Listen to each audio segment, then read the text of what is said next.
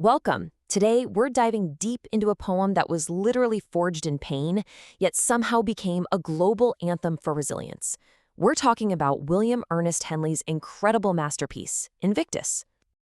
So let's start with a big question. What does it actually mean to be unconquerable? It's a huge idea, right? Well, believe it or not, a poem written from a hospital bed nearly 150 years ago gives us one of the most powerful answers ever put to paper. To really feel the raw power of Invictus, you first have to understand the incredible suffering of the man who wrote it. See, this isn't just a collection of nice words. It's a testament written in the absolute crucible of agony. Okay, so get this. At just 24 years old, Henley gets this terrible diagnosis, tubercular arthritis. A year later, doctors have to amputate his left leg. And then, in 1875, as he's lying in a hospital bed, literally fighting to save his other leg, he writes this poem. Invictus was born right there, in that moment of absolute crisis. Even the title is a punchback. Invictus, it's Latin for unconquered. This wasn't just him writing poetry. This was Henley's personal, defiant response to a horrifying reality. It was pretty much his declaration of war against despair itself. So how in the world do we unpack a poem that's this dense and this powerful? Well, for this explainer, we're going to use a really unique framework, what we call a 5-lens approach, to explore the deep, layered landscape of what this poem really means.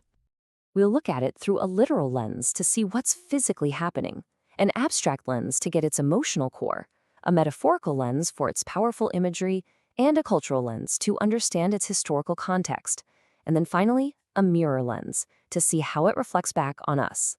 Let's see how this all works by just diving right into the poem. Okay, let's put these lenses into action as we move through some of the poem's most famous and, frankly, most powerful lines. Right from the jump, he paints this picture of absolute, total darkness. It's not just a dark room, it's a pit stretching from pole to pole. But then, right in the middle of all that blackness, he introduces this one single point of light, his unconquerable soul. So, here's how our first two lenses see this. Through the literal lens, you see the physical reality. Henley, a patient stuck in a grim, dimly lit Victorian hospital. But the abstract lens? That shows us the idea, the feeling, this single, defiant spark of life pushing back against an entire universe of despair. And here we have maybe the most famous lines in the whole poem. The imagery is just brutal, right? Being beaten down by the randomness of life, by chance. But even though he's bloodied, his posture is pure defiance. His head remains unbowed. The metaphorical lens is so cool because it takes that abstract idea of a struggle and gives us this vivid image we can all instantly understand. He's not just a person in pain, he's like a lone ship caught in a hurricane, beaten up, mast cracked, but absolutely refusing to sink. That is the feeling of bloody but unbowed. Now, if we switch to the cultural lens, we can place the poem right in its time. The Victorian era was all about stoicism, the stiff upper lip.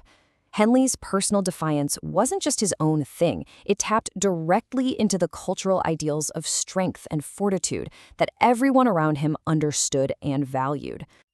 And here it is, the grand finale, the ultimate triumphant declaration. After all the darkness, the pain, the beatings, the poem ends with this incredible claim of self-sovereignty. It's a radical statement of personal power in a world that seems hell-bent on crushing you.